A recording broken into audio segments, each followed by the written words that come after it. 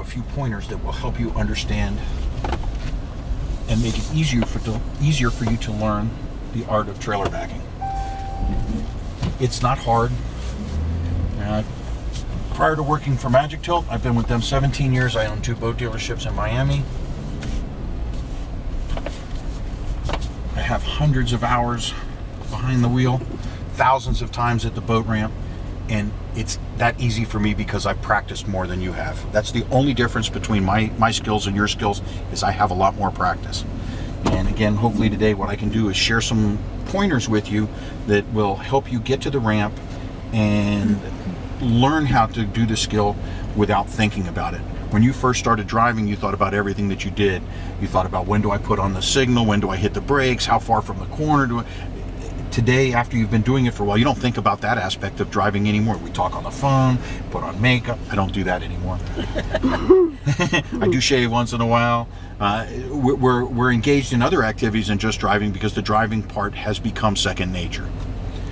So, again, hopefully I can give you a few pointers that will make it easier for you to go to the ramp, practice, and be successful.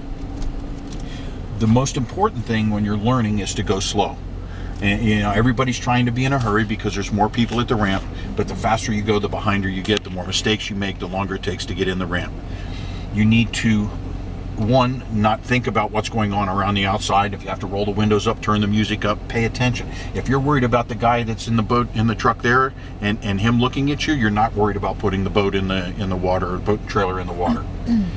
And if you're going fast, what happens is you back up, you're going too fast, and you make a mistake. By the time you stop, there's no correcting it without going forward again. So going slow is imperative. When we're taught to drive with our hands on top of the wheel, and there's no reference to left-right with your hands at the top of the wheel. Everything seems backwards. If you start with your hands at the bottom of the wheel, and we're not going to make a left turn, we're not going to make a right turn, but we're going to move our hands to either our left or our right, we can control where the boat and the trailer go. So if I want the boat to go to the left, hands on the bottom, and I move my hands to the left to start the rotation, when I back up, the trailer's going to go left. Say it again, Tony. Absolutely. Hands on the bottom of the wheel. Yes. We're not making a left turn, we're not making a right turn. You're either moving your hands towards your left or towards your right to start the rotation of the wheel, and that will make the trailer go left or right. And just like before we moved it left, the trailer went left. Now I'm going to move my hands to the right to start the rotation, back up, and the trailer's going to go to the right. That gives you your left-right reference. Now it becomes a matter of learning the relationship of the tow vehicle and the trailer and boat, because every tow vehicle trailer combination is different.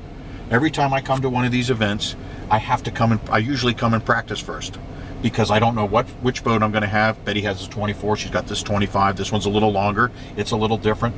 Occasionally she has a vehicle sponsor, and they'll show up with maybe a little Durango or something that I'm going to drive for, to highlight their vehicles.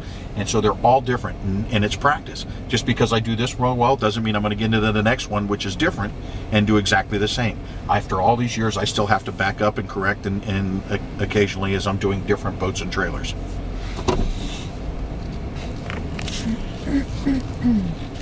Any questions in that aspect? Okay. Left to left, right to right. And it's rotation. It's not turn, and that's the key, knowing that you're moving your hands to the left to make a rotation. And if you're going slow, most of the time you're on a ramp, it's on an angle at downhill, you're not going to touch the gas. You take your foot off the brake and this truck starts to move. So it's a matter of moving 10, 15 feet maybe, bumping the brake. Am I going where I want? When you're almost straight like we are now, it's just real small moves of the wheel. It's not people turn the wheel 3 or 4, and jack back. Just make little motions and it corrects.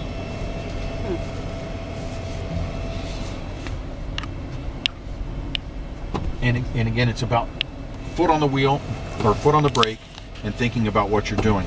So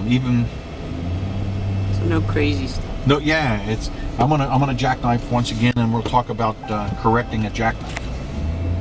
First, we're gonna get the boat all goofed up. Now,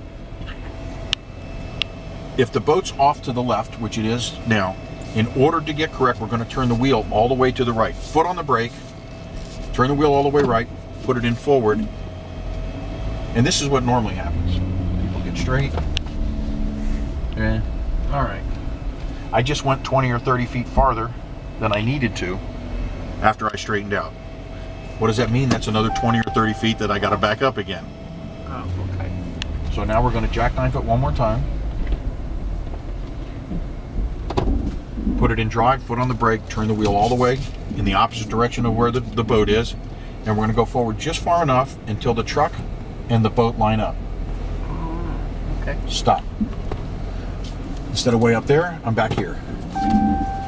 In reverse, foot's on the brake, always on the brake until you got everything ready to go, and then start moving. Because if you're moving before you're prepared, you're not going to get. It's not going to work right for you. So I'm looking at the opening back there, and the boat's off to the left side a little bit. I need it to go right. I'm going to move my hands to the right.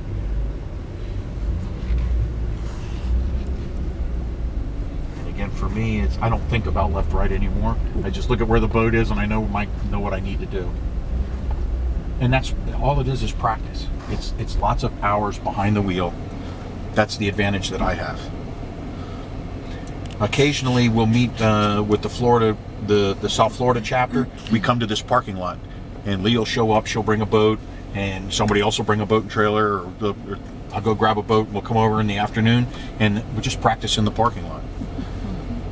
Boat ramps during the middle of the week are fine. You do not want to go on the weekend and try and practice. But at a parking lot in a big parking lot for a department store or someplace where there's it's vacant, wherever you have room,